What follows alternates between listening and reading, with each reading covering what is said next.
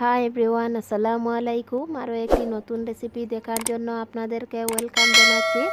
আজ আমি আপনাদেরকে তৈরি করে দেখাবো টোস্ট বিস্কুটের মিষ্টি পরোটা। আর এই পরোটাটা খেতে অসম্ভব মজার।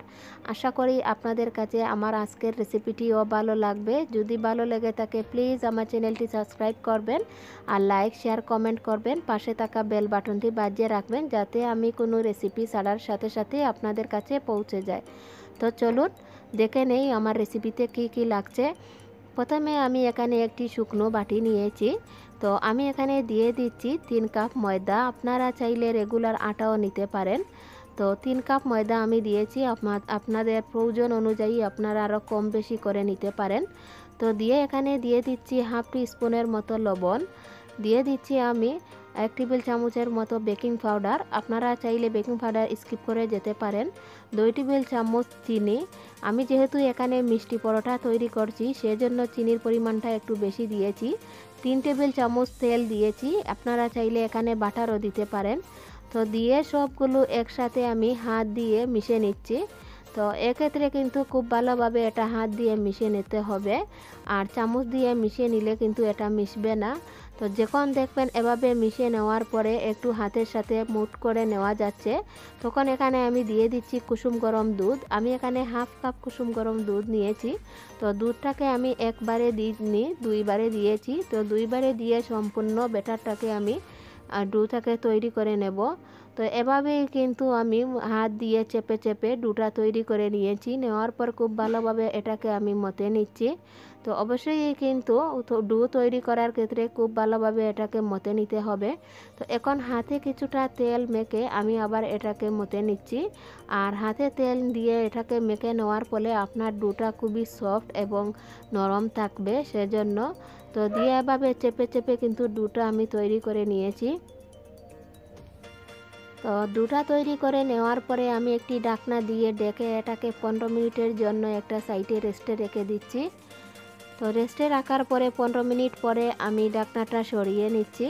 নেওয়ার পরে দেখতে পাচ্ছেন আমার ডোটি কতটুকু নরম হয়েছে এবং সফট হয়েছে। তো আমি এখন কিছুটা ময়দা নিয়ে এটাকে খুব ভালোভাবে মতে নিচ্ছি। এখন আমি এটাকে প্রায় 7 থেকে 8 মিনিটের মতো মতে নিয়েছি। পরোটা তৈরির ক্ষেত্রে আপনার ডোটা যত বেশি মাজা হবে তত বেশি কিন্তু পরোটাটা সফট এবং স্পঞ্জি হবে। তো এখন আমি এখানে 6 থেকে 7টি লিচি কেটে নিয়েছি। নিয়ে বাকিগুলো একটি ঢাকনা দিয়ে ডেকে রেখে দিয়েছি। দেওয়ার পর একটি লিচি নিয়ে আমি একটি বেলুন দিয়ে এখানে বেলে নিচ্ছি। তো আপনারা কিন্তু আপনাদের প্রয়োজন অনুযায়ী পছন্দ মতো বেলে নিতে পারেন, ছোটো বা বড় করে। তো আমি এখানে একটি পরোটা সামান্য বড় করে এটাকে বেলে নিয়েছি। নেওয়ার পরে আপনাদেরকে আমি দেখিয়ে দিচ্ছি এটা কতটুকু বড় রাখতে হবে। তো এখন আমি ভাজার জন্য চুলায় একটি প্যান আগে থেকে বসিয়ে গরম করে নিয়েছি। নেওয়ার পরে এখানে দিয়ে দিচ্ছি আমি কিছুটা তেল। তো তেল দিয়ে আমি তেলটা গরম হয়ে যাওয়ার পরে পরোটাটা দিয়ে দিয়েছি।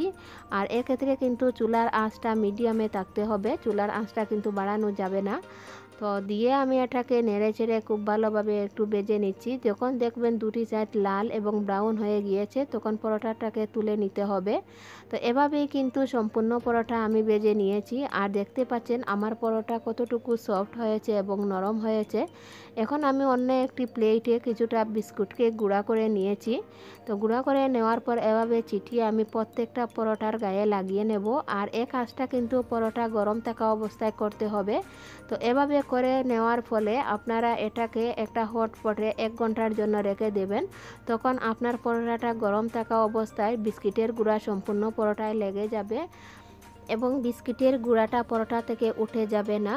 আর এভাবেই কিন্তু রেখে দিতে হবে। তবে রেখে দেওয়ার ফলে আপনার বিস্কিটের গুঁড়া যেমন বসে যাবে তেমনই কিন্তু রুটিটা আরোটুকু সফট হবে আর খেতে অসম্ভব মজার লাগবে। আশা করি আপনাদের কাছে ভালো লাগবে। যদি ভালো লেগে থাকে প্লিজ আমার চ্যানেলটি সাবস্ক্রাইব করবেন এবং একটি লাইক দিতে একদম ভুলবেন না।